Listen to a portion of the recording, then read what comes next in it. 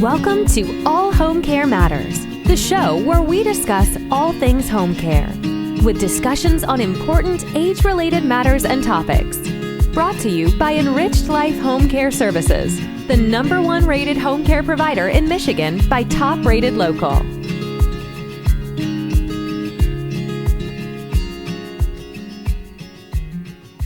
Hello, and welcome back to All Home Care Matters. If this is your first time visiting us here at the show, we want to say thank you for taking time out to be with us today. We appreciate how valuable everyone's time is, and that's why we try and make each episode here at All Home Care Matters something that will hopefully matter to you. Today, we are honored to welcome the CEO of CaringBridge, Tia Newcomer. Welcome, Tia. How are you today? Thank you so much. I am great, and I'm really excited to be here. Well, we're excited to have you. Tia, let's kind of start off a little bit. I introduced to CaringBridge, and you're the chief executive of the CaringBridge.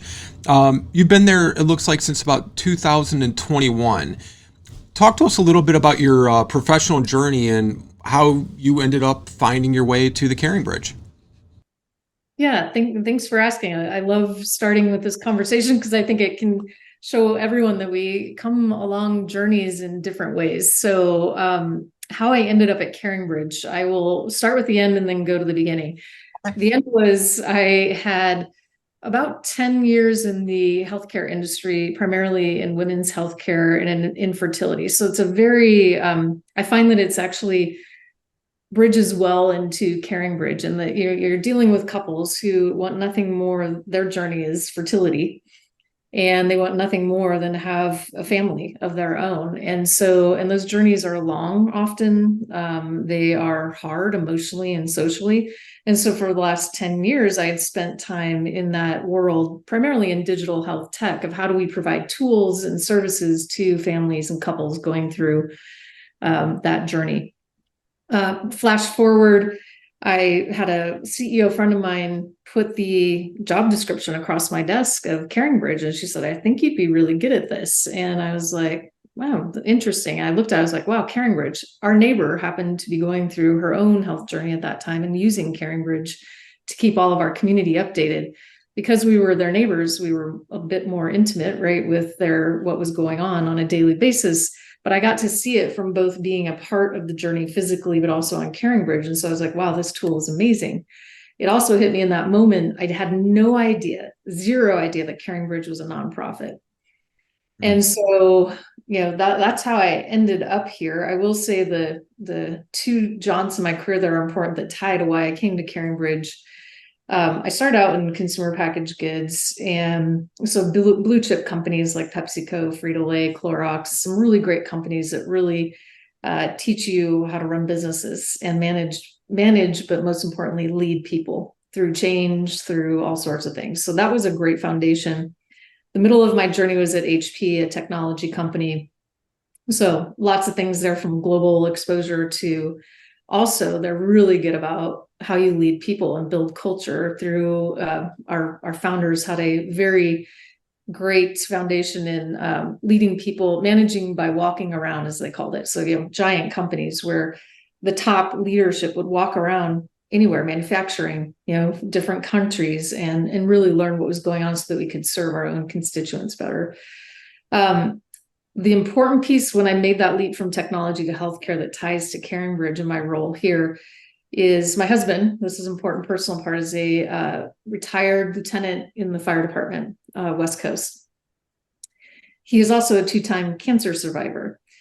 One when he was senior in high school, I did not know him, and one when I was 6 months pregnant with our second daughter. And so his outlook on life, and one of the things that I try to live my own life by, he has a tattered piece of paper that he had when he went through chemo when he was 18, and it's, what you do today is important because you exchange a day of your life for it. And so that transition, every career pivot I've made has been very purposeful, because you're away from your family when you're at your job, because of that mark that I want to make on the world and really help, not only from a leadership perspective, but what is the product or the service that I am involved with, and how is that making the world better? So that's always guided my decisions, and that decision to leap into nonprofit, to leap into something like CaringBridge that has done so much good for people around the world was very intentional. Yeah. Well, and let's talk just for a brief moment. What was your husband's response when you accepted and sought this position with the Caring Bridge? Very supportive. And mind you, that I was asking my family to move from beautiful Bend, Oregon to the tundra, northern tundra of Minneapolis, Minnesota. So, and we've loved it. It's been a great move. So nothing but supportive. And I think he also in the fire department, they use CaringBridge a lot. So you can imagine there's lots of health journeys that they're responding to health journeys, but within that fire department, which very much runs like a family, there's a lot of health issues that pop up, both from the exposure they get on the job, but just life, like we all encounter. And so he was very familiar with CaringBridge and was really excited and supportive. And it happened to coincide with his retirement, which Okay. helped some of our ability to be able to move. So it was great. Wonderful. And I know when we've spoken previously by phone, and I was sharing with you, very, very close friends of ours announced, the cancer diagnosis that their family was now battling using the Caring Bridge. And we've been big supporters of Caring Bridge with our professional lives as well as our personal lives. And, it just really, it was different this time though, right? Because these are very close friends of ours. We spent countless days and hours, they were part of our church. They hosted small groups at their home. And, it was kind of sad also because they were battling this alone until they decided to take that step and announce it using Caring Bridge. But I think Caring Bridge allowed them the ability to announce it rather than having to have some, very probably emotional and stressful and difficult conversations by phone or email or text message. And, we just have nothing but admiration and respect for Caring Bridge. And with that being said, Tia, let's talk about the Caring Bridge and the challenges you are working to solve there now. Can you start by sharing more about the challenges that first family caregivers face? Absolutely. And you pointed it out very well, even in your own personal lived experience of your friends. We know, and you hear this a lot, we know that family caregivers, and by the way, when I say family caregivers, I want to remind everyone that at CaringBridge, the patient is always at the center, right? The patient is the family member that is going through that health journey. However, what we find when we look at people who are actually using CaringBridge, over 70% of them are the person that's surrounding that loved one with support. So it might be, we call them family caregivers for context, but it could be a friend, it could be the spouse, it could be the neighbor, right? There's many ways that shows up. What we know when you step into that role as a family caregiver, it is extremely isolating and it can be overwhelming. Actually, what we see most often is that overwhelm. It's kind of what you hit on, is that your friends, right? There's a lot going on that you're just trying to focus on the journey that you have in front of you. And there's a lot of people that want to help. So that overwhelmed feeling we know is prevalent. And then lastly, that feeling of isolation, like no one's understanding what we're going through and what I'm feeling, also leads to feeling lonely. And so as CaringBridge has really taken a step back and seen the 25 plus years of journeys that we've supported, that challenge, how we solve alone, and our vision, by the way, is a world where no one goes through a health journey alone. And so that's so powerful. And I remember reading it, that was there before I got here. And so it's such a strong vision to know that we can help solve alone in our definition, which is feelings of being overwhelmed, lonely, and isolated.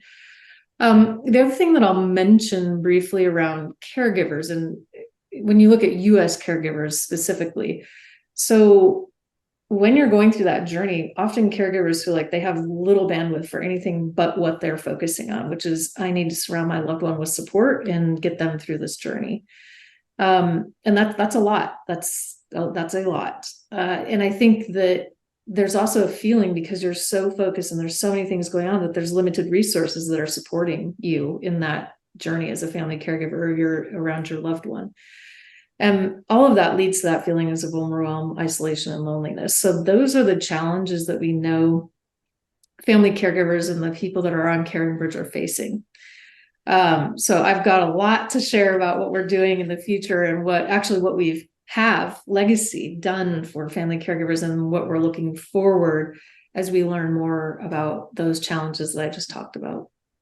Yeah, well, and if you want to share now, that would be great. Or, what are some of the things that CaringBridge is helping to do to support family caregivers and their loved ones?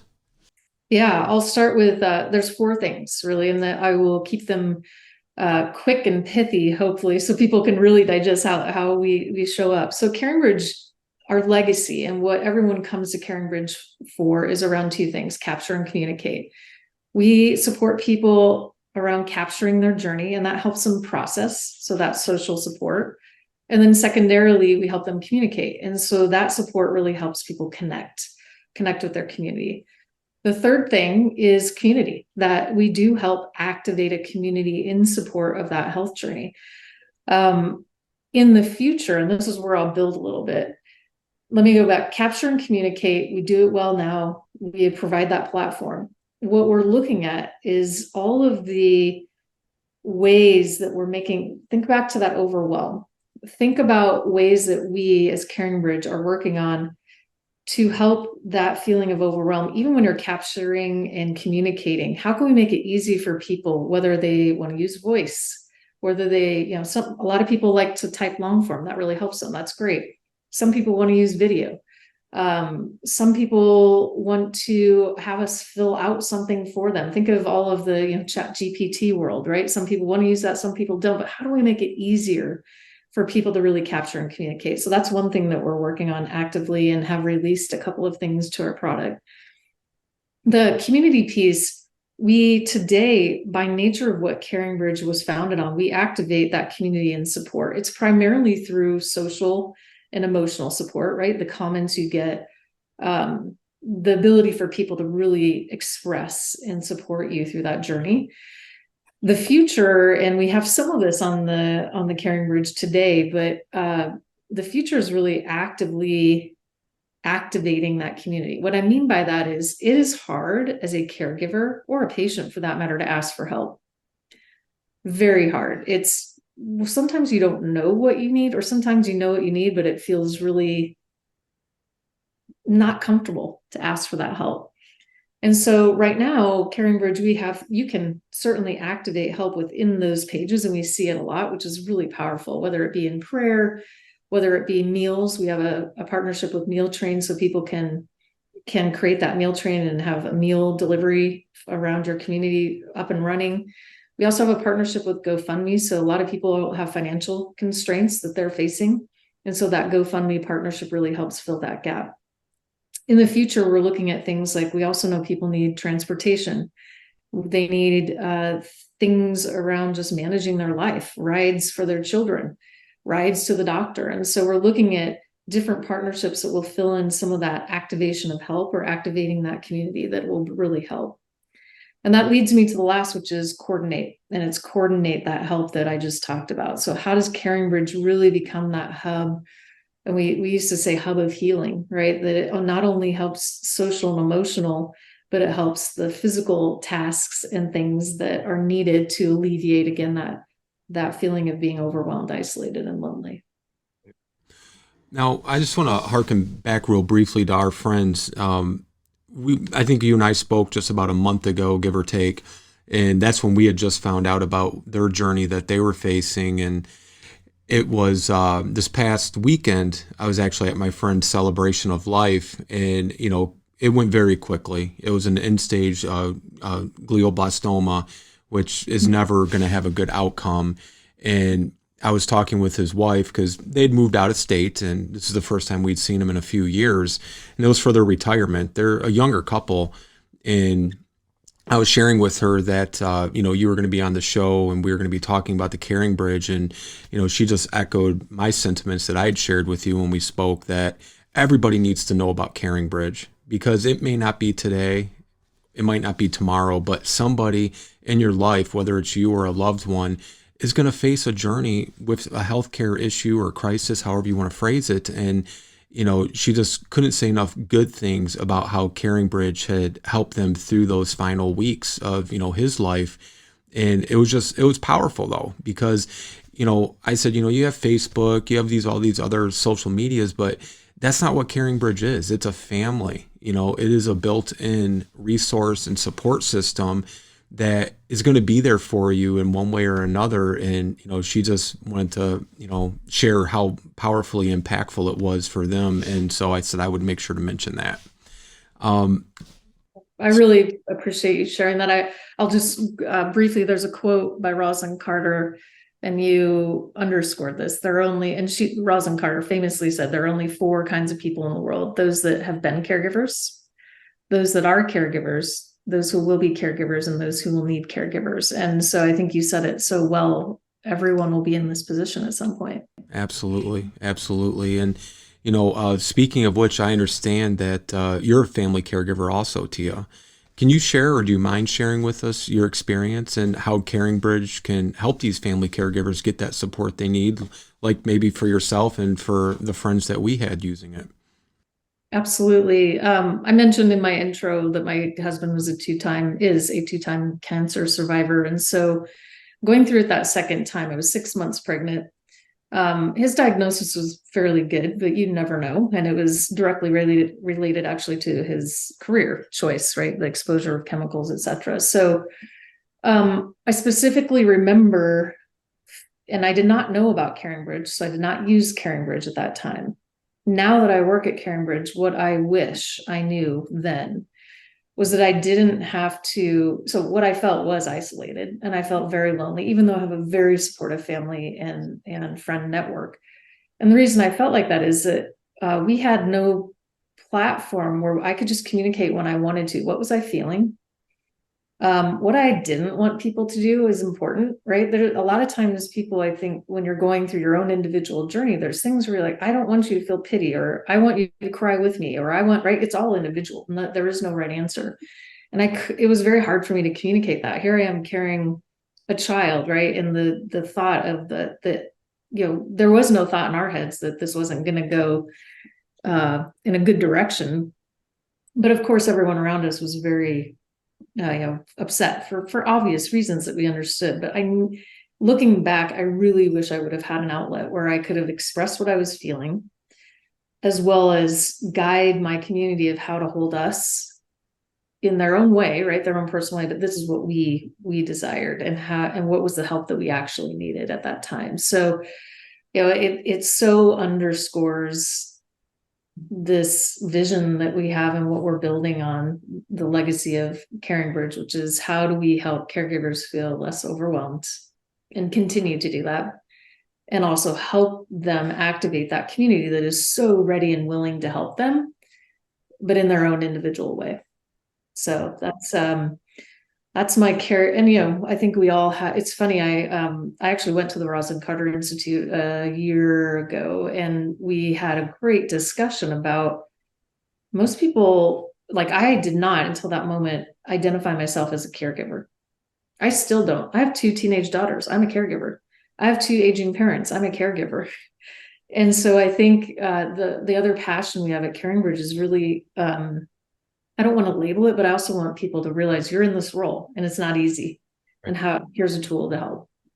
Well, and, going through my experience with my father, my wife and I, we were newlyweds, and never knew he was sick, never knew there was an issue until my wife one day got a phone call from his home health nurse saying he needs to move in, or something needs to change, because he's doing it on his own. And my father was the stereotypical Marine from the 60s, which I always say to people, you might have an idea of the Marine Corps in your head present day, but it's nothing like it was back in the 60s, 50s, 70s. It was an entirely different environment, and they had to change a lot of those trainings and regulations because of that.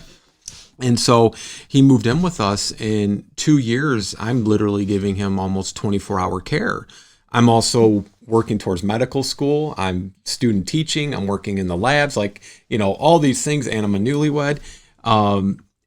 It was tough. It was very tough. And a couple things that I always, look back on that time period is, one, I never in a million years identified or even considered the word caregiver. That wasn't me, right? And it wasn't what I was doing. I'm helping my father, right? But that was absolutely, by every definition, a caregiver. But then the other part of that, Tia, was, we had one of the best healthcare systems in the country coming to our house 2, 3, sometimes 4 times a week, knowing what my wife and I are going through. And my wife played a pivotal role, but not to the extent that I did, because she had already started her career and was done with her degree. And they never once suggested, have you looked at getting these resources? Have you looked at this support? Have you considered respite?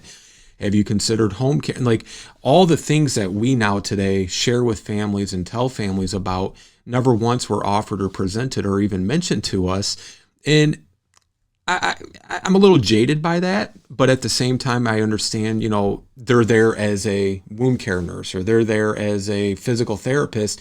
Maybe they just don't get out of their lane, but you would still think at some point, whether it's our family or another family, because we encounter this countless times a day now anyways with our professional jobs, somebody would be offering these family caregivers, whether identified or not identified, resources to help them on their journey. Much like you may think, why didn't somebody ever mention CaringBridge to me during my journey? And I think that's kind of the $1 million question in a lot of ways.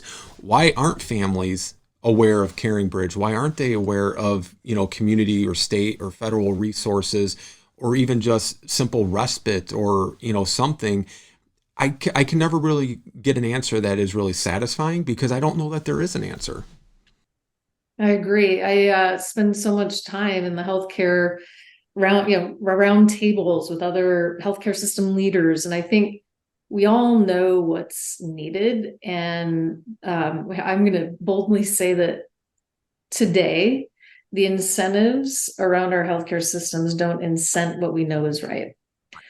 And so that's where things like CaringBridge, and there's many other organizations out there similar to doing similar things, different than CaringBridge, but doing similar things that are on the ready, that we can fill that gap. So if I think about, you're really describing, and it's a huge move, right, that we're all reading about, which is this hospital at home, healthcare at home.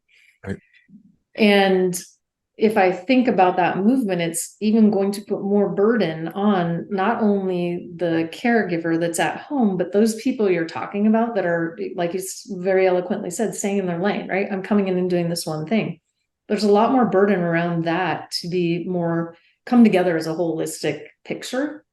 And that's where we at CaringBridge are really thinking about, wow, we have an opportunity to be able to, through the community, through that coordination arm that I was talking about, or that service, is to really say, here are the resources in your area. And there are tons of people doing that right now. It's just, where is the central place that they find out about this? And so we're thinking about things like, how does CaringBridge become an RX, so to speak, on discharge? Mm-hmm. So it is that central hub. And then you can, of communication, right, across the different things that need to happen, and is able to identify and refer different services that may be needed that no one knows about, but are ready and waiting. And that's probably the most frustrating part that we get really passionate about at CaringBridge, is we have arguably the largest engaged caregiver community. And so what is our responsibility to make sure that they easily know about these resources that are waiting and ready to help? Right. Let me follow up on that, because that was kind of going to be my follow-up question. What is CaringBridge doing to get your name out there, get your resource, if you will, in the hands of these family caregivers? Yeah, we do 3 things. And actually we have sights on I'll call it a transformative moonshot vision that will get us more. So there's 3 things that we do around reach. And that is, we partner with hospital systems and well, I'll just say that hospital systems, there's a lot within that, sure, that start to be able to integrate us as an RX on that exit. So one of the things that I said that we're really passionate about and we're doing right now, we actually got a really nice grant from the R.C. Wilson Jr. Foundation, who believes in us and saw what we're doing. But one of the things that the healthcare system needs is outcomes data. And it's sometimes chicken and egg and frustrating, but why I share that is that we know, and people that have used CaringBridge knows, that it helps them in their journey, social, emotional, and physical help that they needed. we are now putting forth a scientific study, an IRB-led scientific study that will actually prove what those outcomes are, so that healthcare systems can't stop ignoring some of these tools and can say, oh, wow, CaringBridge, when used, does this for that family caregiver. And so that's going to be really important. So I'm combining those two things because today we partner with hospital systems, and in a quick, in 6 months or so, we'll have more data-driven evidence of what that solution does so that we can get adopted more so in that system. The second thing, and I'll share a stat, and it's one that keeps me up at night, quite honestly, this is not the one that keeps me up at night, but it's important to know that about 70% of CaringBridge sites are cancer journeys. And that's profoundly impactful in and of itself when I think about it. When you dive deeper, there's about 2 million cancer diagnoses every single year, and we're touching 2.8% of them. So what keeps me up at night is, why don't those 2 million all know about CaringBridge?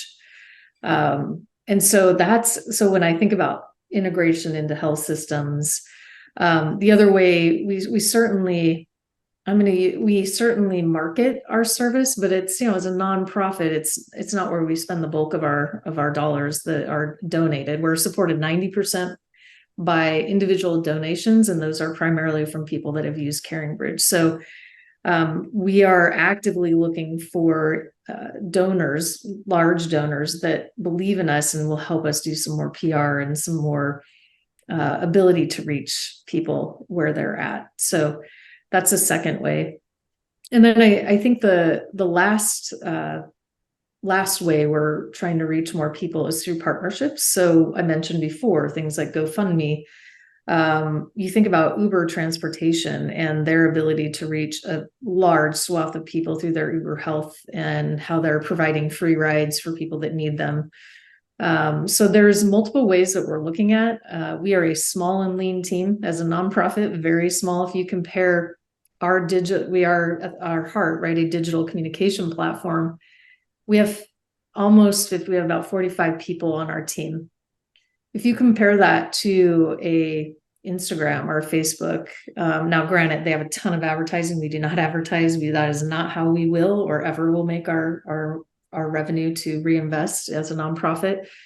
However, if you think of their teams, 10x, 100x, 1000x of what we do. So part of us really focusing on how do we reach more people is really getting people to understand what we do and connecting to some of those systems that have the money to invest in something like, when I say invest, donate to CaringBridge so that we can reach more people. That's wonderful. I want to shift gears just for a bit, Tia. There's been a lot of discussion about loneliness since U.S. Surgeon General Dr. Vivek Murthy produced the advisory saying our epidemic of loneliness and isolation this spring, which labels loneliness as a significant health concern for individuals and society. It strikes me as though that this is something CaringBridge addresses as well. Can you kind of elaborate on that? Because I know for our communities, we're involved with the southeastern part of the state of Michigan, and that's probably one of the biggest issues we face with either the families that we're servicing or just at the senior centers or the boards I'm on. It's these seniors are lonely, they're isolated, and especially coming out of the height of the pandemic of COVID, it just exacerbated that issue, and it still hasn't been addressed adequately, in my opinion. I'd love to hear your thoughts on that.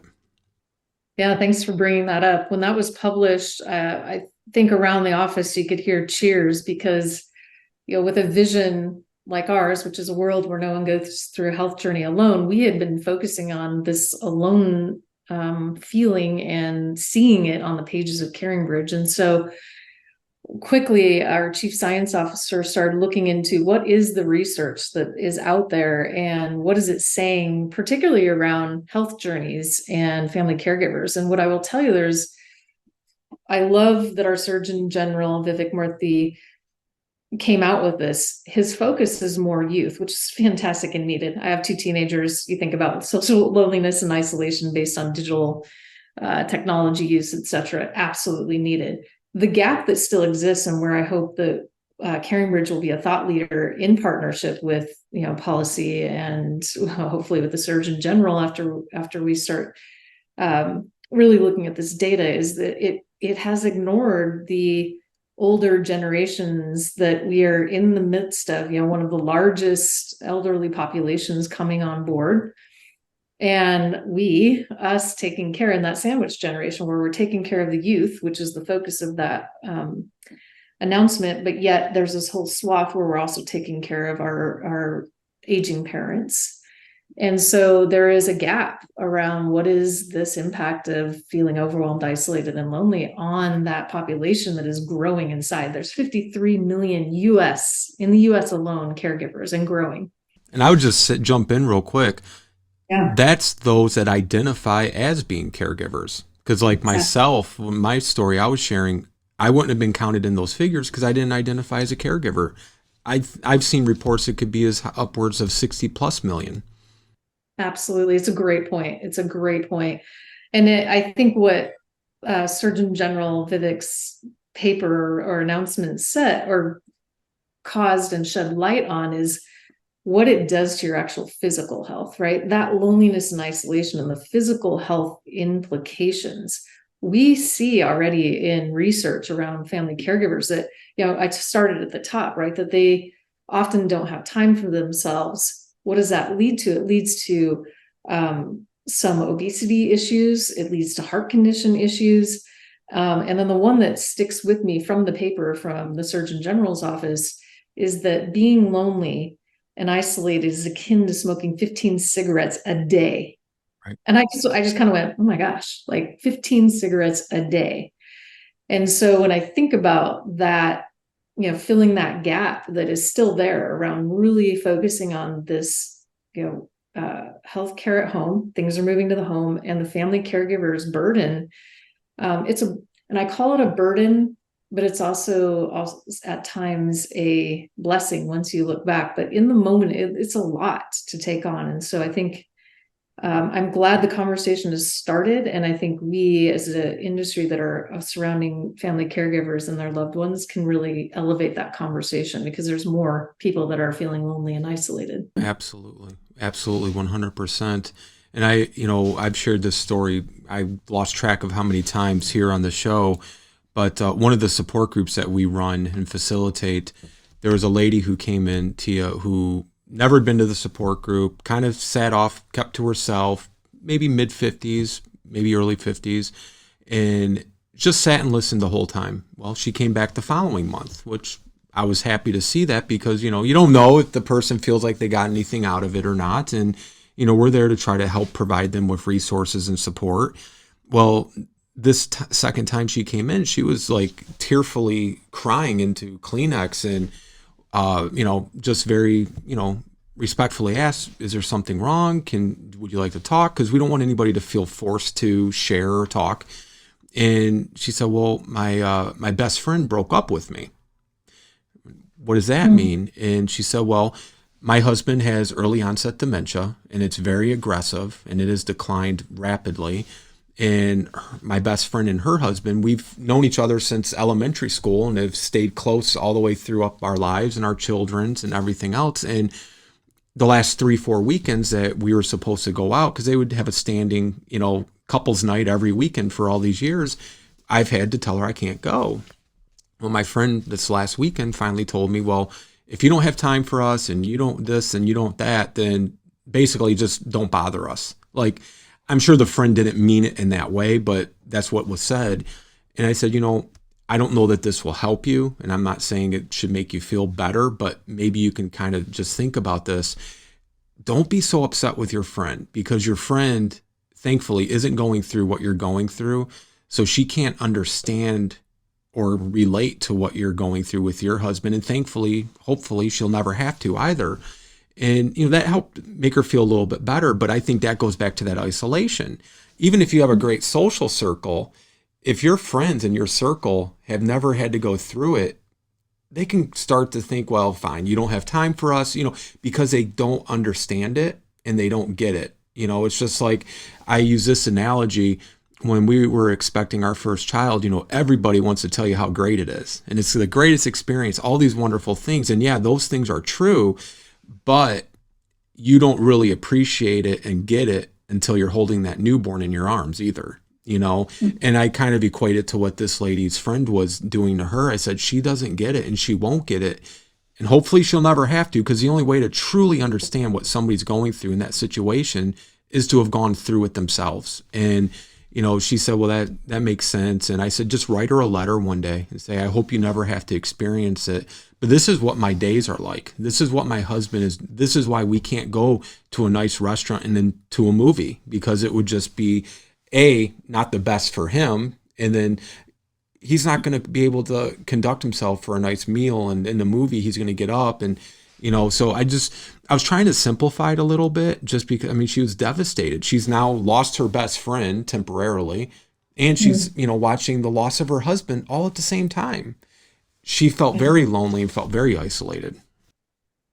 Wow, that's such a powerful story. And it reminds me of when I think about, at the top, when we think about CaringBridge, and I don't know if a lot of people think about it until they reflect, that ability to communicate and capture what you're going through helps your community understand. And I often see barriers. In fact, I'm going through it with a friend that her husband very sadly is in his remission of leukemia and has 2 months to live now. And she is a very private person. And I've been communicating with her. I'm like, you don't have to do this alone. Here's what we can do. But she's pushing it away. Right. And so what it inspires me and what we're working on at CaringBridge is the community. So what I love about what you're saying is there is an element that you have your community that's ready and willing and able to help. And you so desire someone that understands what you're going through. And so we have 25 years of people that have gone through multitudes of different types of health journeys, from dementia, Alzheimer's care, to a sudden accident, to suicide, to cancer journeys. It runs the gamut. And so we're really passionate, and we're starting to work with different technologies, because there's a multitude of them out there, but to implement something where people can say, I want to talk to a group that's just like me, that's been through something like I have, because to your point, that connection is different. Right. Than community connection that you have. You need both. Yeah. They are different connections and support needed. Absolutely. Well, I wanted to stay on caregivers and loneliness for another moment, and you may have mentioned some of it right now, but with both of those issues getting so much attention now and more mainstream, though I think there's still a ways to go to get more, there are many sites and apps out there that are now for family caregivers. Some I will say are good. Some I would say are just not that great. Tell me more about, really though, for our viewers and listeners, what does separate CaringBridge from all the rest? Because I think you guys do separate yourselves, and there is a big differentiation to be made, but I want to hear it in your own words. What separates CaringBridge from the others? Great. And I want to hear what you think after I answer. So I think the uniqueness centers on a couple things. One, and I can't underscore it enough, we are no cost and we are a nonprofit. Why is that important to someone listening? That's important because everything we do gets reinvested, and that cost often becomes another burden or overwhelm. And so I am extremely excited and supportive. In fact, I talk to a lot of the CEOs that have some of these solutions on a regular basis. And my hope is that one of two things happen. We can direct people to those best of best solutions that are out there that are complementary to what CaringBridge does, which is, again, around all four things around communicate, capture, coordinate, help, and activate your community. So what I find most often is out there in the world, they're either disease or health condition specific. We are for all health conditions, everything you can come. And the other piece outside of the no cost is, we don't sell or share data. There's nothing that we're doing that's going to, use your data, sell your data. We don't have ads. And so there's a lot around that when you think about the overwhelm and the privacy that you're wanting to maintain in such a tenuous and private situation. I'll just end with saying that, again, I think we as CaringBridge, because we've been around for 25 plus years, we have the ability to actually refer and almost curate some of those other, I don't even call them competitors. I call them really complementary services that we need caregivers to see and get. So I hope, and our desire as we look at our vision, our moonshot for the next 5-10 years, is really to be that hub wherever it's like the clean. I've told my team the clinics of health journeys, and that you get an RX when you're exiting any kind of diagnoses or situation, that you need to go on CaringBridge. This will help you activate your community. It will help you find the services that you need. So I think that's a differentiation. Yeah, and I think that's an important differentiation. My experience was very short-lived, though I did get to use it. One, I think I shared this when we had spoken previously. When I got the invitation to join her CaringBridge, my friend's wife, I accepted it, but then, I had to fill out my information. And then and correct me if I'm wrong, Tia, because it's been about 2 months when I got the invitation. It had to go back to her to then approve, even though she sent the invitation and I accepted it. It still had to go back to her to say, okay, yes, this was the right person that you invited. Am I right on that? Absolutely. And though Yeah. I will say yes, and we have 3 privacy levels. So that's another thing, is it's not opt-in and you get everything, right? So she probably had a high privacy, which she had to approve everything. There are some people that choose no privacy, and there is a public site. So we have options. Okay. Well, and that's what really thoroughly impressed me, especially in this day and age where, there's data leaks and there's private, all these different things. That gave me, and I had confidence in CaringBridge prior to that, because I've known several families that we've taken care of and helped who have used CaringBridge, and they've had nothing but glowing reviews to say about it. It just gave me confidence if and when that day comes, I need to use it for something.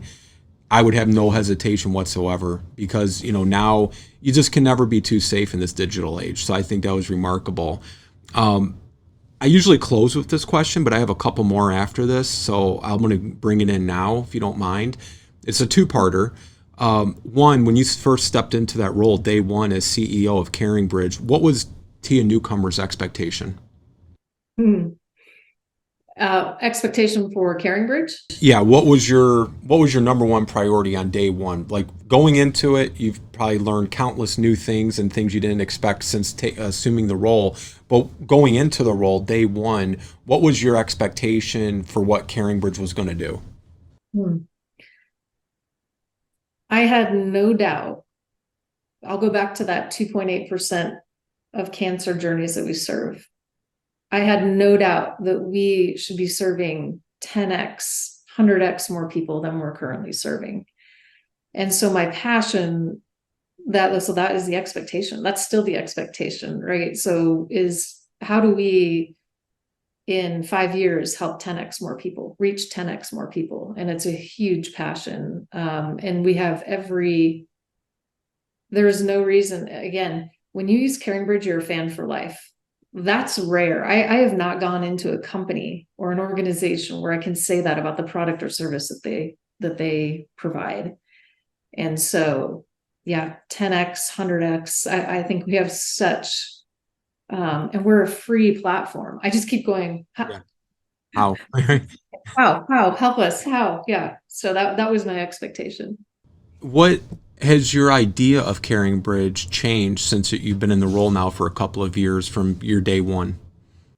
Absolutely. I'll simplify it into, when I walked in, we were a journaling platform. And 30 days in, 60 days in, 90 days in, I'm like, we are so much more than a journaling platform. And in fact, you'll hear even in the words I shared today, right? We are a communication platform that has 4 really critical pieces that I hear and see in the pages of CaringBridge around that: communicate, capture, coordinate, and community. And those are hugely powerful. And we're not, and oh, by the way, we're not a social media network either. Exactly. So right. I just want to, real quick, I wasn't planning on this question, but you mentioned something, when people are journaling and keeping track, and, I guess, nurturing their CaringBridge, how long does that stay active on the platform for? Can they go back 10 years after and it's still there? Is it Yes. is it memorialized?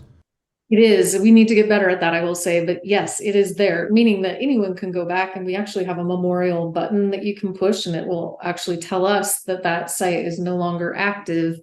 But it also tells us that, there's important things to know about that as well. So yes, and in fact, we're getting ready to have a re-platform, new technology coming out at the beginning of the year. And we are very specific around how do we enable that, let's just call it that, memorialization, or that ability for someone, even though we might be on a new platform, how do we honor that journey? Because what we hear a lot is the look back, either in survivorship or a memorandum, is so powerful for healing. We've had people write books from those pages.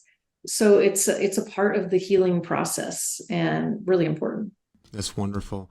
And I love hearing from people that experience these things firsthand. Like, I had the pleasure of speaking with my friend's wife at his celebration of life about her experience. And I believe you guys provided us a video that is from one of your users, and we're going to let that play right now.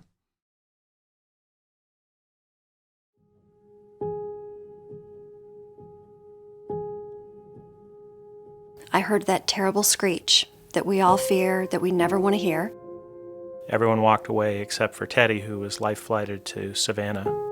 Teddy was in a coma for a month and had multiple surgeries to repair his crushed skull. At every point of his recovery, we had people praying for very specific things: that he would wake up, that the pressure in his brain would subside, that he would speak again, that he would see again, that he would walk again. Well, I think that this crisis, this near tragedy, has just shown us that just how much people care. And CaringBridge is a mechanism for channeling all of that caring to you when you need it most. I have learned that healing is so much more than a Band-Aid. Healing is asking for forgiveness. Healing is humility. Healing is being able to say yes to people who want to help you.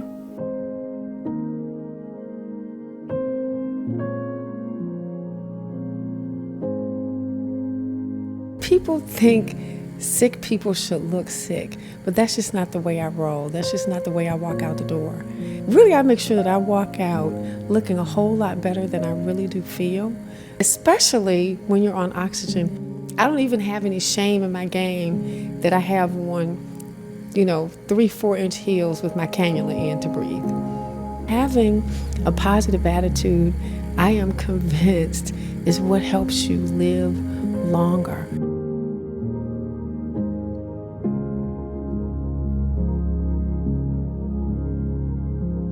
When you get an illness,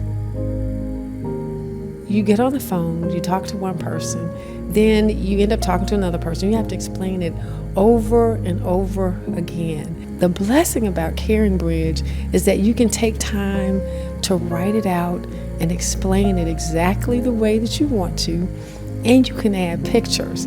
I love CaringBridge. It keeps everybody informed.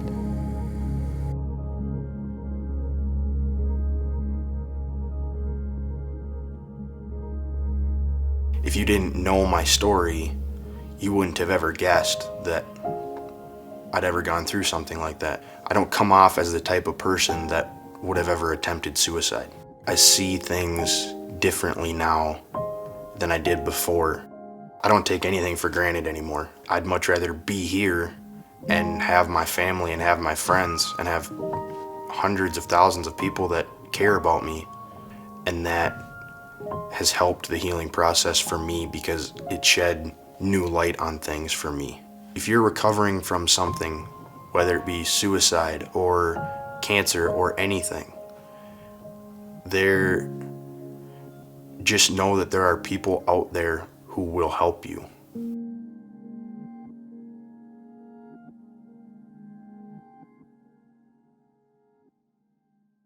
Tripp was in a car accident 4 years ago now. It was very bad. We had some very tough moments. He was in the ICU on life support for about 10 days afterwards. And during that time, we started our CaringBridge page and used it to communicate to our friends and family any updates we had, what was in our mind, what was in our heart, and just what was going on. What helped me the most were people's words.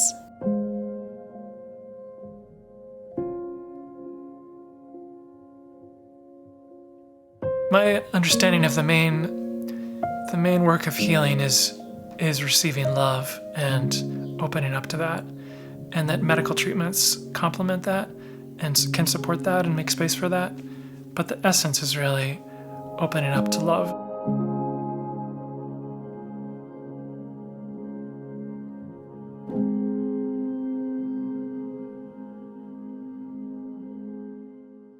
Thank you so much for sharing that with us, Tia. I wanted to say, do you have any closing words that you would like to share with our audience? Yeah, I'm going to keep it simple. And if you're a family caregiver, and let me even simplify that more, if you are surrounding a loved one with support on a health journey, any kind of health journey, you're not alone. You're not alone. And the power of CaringBridge can help you work through those communication, take some burden off your plate, and show that you're not alone. And it will be hugely healing for both you and, importantly, that loved one that you're surrounding on that health journey. Wonderful. Well, thank you. And my final question for you, because we're friends now, we're going to be keeping in touch, and anything that we can do to help support and share the remarkable, tremendous work that the CaringBridge and you're doing and your team, we're happy to do so. But let's just pretend we didn't talk for the next 10 years, Tia, and we ran into each other, and you're going to tell me what about the CaringBridge 10 years from now? That we are the RX and the Kleenex of healthcare journeys. And what does that look like? Anytime, everyone in their binder, in their electronic file, whatever it looks like, is they know they need to go start a CaringBridge site, so that a page, really it's a CaringBridge page, so that they can activate that community and support. That's wonderful. And I know you've done some tremendous things in the last couple of years since becoming CEO, but I have a feeling, and you may disagree with this, I think your work's just starting. Agree. I actually agree 100%. And thank you so much, Lance, for the support and the platform that you provide. It's our pleasure. Thank you so much, Tia. Thanks. Thank you for joining us today here at All Home Care Matters. All Home Care Matters is here to help families as they navigate these long-term care issues. We invite you to visit us at allhomecarematters.com, where there's a private, secure, fillable form where you can give us feedback, show ideas, or if you have questions. Every form is read and responded to. And remember, you can listen to the show on any of your favorite podcast streaming platforms or watch the show on our official YouTube channel. Just make sure to hit that subscribe button so that you never miss an episode. We'd also like to say thank you again to Tia Newcomer, the CEO of CaringBridge. We look forward to seeing you next time here at All Home Care Matters. Thank you for joining us today. We look forward to you joining us again on another episode of All Home Care Matters. To learn more about the show and to connect with us, visit us at allhomecarematters.com.